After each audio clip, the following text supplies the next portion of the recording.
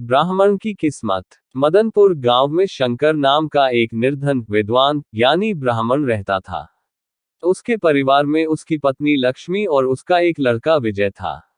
वह अपने परिवार का पालन पोषण अलग अलग गांव में जाकर यज्ञ हवन पूजा अर्चना करके करता था।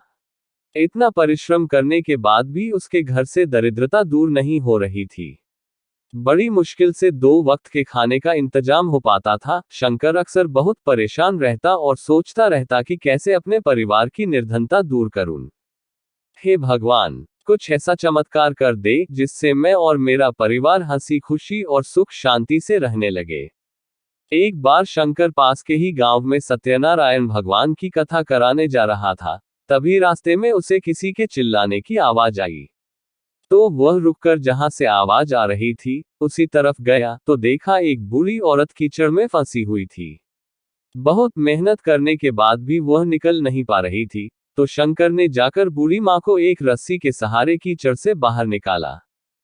शंकर ने पूछा, आप यहाँ कैसे फंस गई? तो बूढ़ी औरत बोलती है, मैं यहाँ लकड़ी लेने आई थी, तभी अचानक मेरा पैर फिसल गया और मैं कीचड़ में जाकर गिर गई। बहुत बहुत धन्यवाद बेटा, जो तुमने मुझे बाहर निकाला। परंतु तुम इतने चिंतित क्यों लग रहे हो? शंकर बोलता है, अम्मा मैं एक गरीब ब्राह्मण हूँ, लोगों के यहाँ पूजा पाठ करके बड़ी मुश्किल से 2 वक्त के खाने का इंतजाम कर पाता हूँ। भगवान पता नहीं मेरी कैसी परीक्षा ले रहे हैं। तभी बूढ़ी औरत बोलती है, भगवान पर भरोसा रखो, सब ठीक हो जाएगा। जल्दी ही तुम्हारे अच्छे दिन आएंगे। और इतना कहकर बूढ़ी औरत अपनी लकड़ियों का गट्ठर लेकर वहां से चली जाती है। शंकर भी वहां से कथा वाले घर चला जाता है। जब वह लौट रहा होता है तभी अचानक उसकी नजर एक चमचमाती वस्तु पर पड़ती है। वहां जाकर वह देखता है तो वहां पर सोने से भरा हुआ एक घड़ा रखा था। शंकर मन ही मन बहुत प्रसन्न होता है और भगवान को धन्यवाद कहता है कि हे भगवान, आपने मेरी सुन ली। वह उस घड़े को एक कपड़े में बांधकर घर ले जाता है और घर जाकर लक्ष्मी को सारी बात बताता है। तो लक्ष्मी बोलती है, ये सब बूढ़ी अम्मा की वजह से हुआ है, वह हमारे लिए फरिश्ता बनकर आई। धीरे धीरे समय बीतता गया और शंकर एक संपन्न अमीर ब्राह्मण बन गया। ये देखकर बहुत से गांव वाले उससे जलने लगे और सोचने लगे, शंकर इतनी जल्दी इतना अमीर कैसे हो गया? कुछ समय पहले तक तो इसके पास 2 वक्त का खाना भी नहीं रहता था। उसी गांव में एक कालू नाम का व्यक्ति रहता था जो शंकर से बहुत ज्यादा घृणा करता था। उसने सारे गांव में बात फैला दी कि शंकर ने कहीं से चोरी की है। इसी वजह से इतने कम समय में वह इतना अमीर हो गया। धीरे धीरे बात आग की तरह सारे गांव में फैल गई और सभी लोग शंकर को चोर कहने लगे।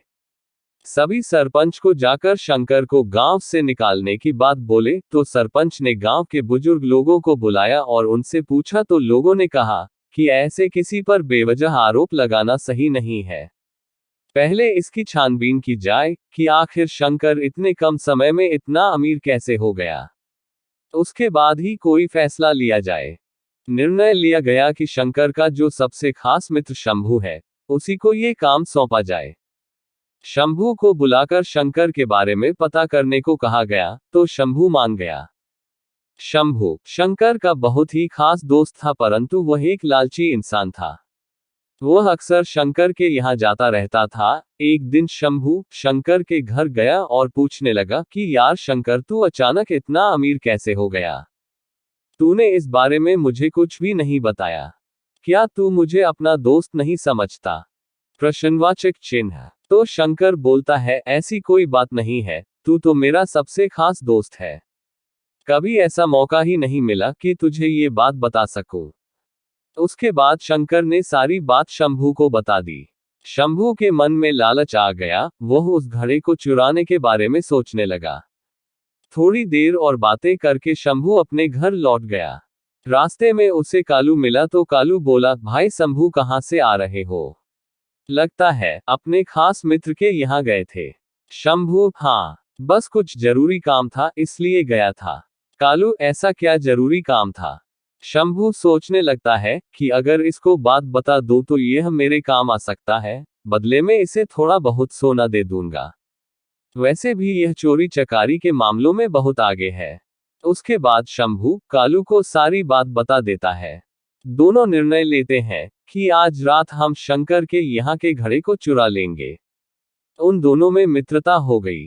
ये बात वैसी ही हुई चोर चोर मौसेरे भाई।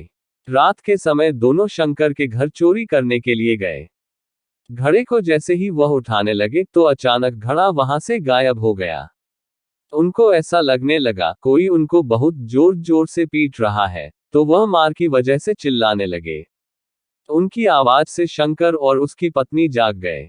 शंकर और उसकी पत्नी वहां आए और देखा तो शंकर और कालू कहां पर थे।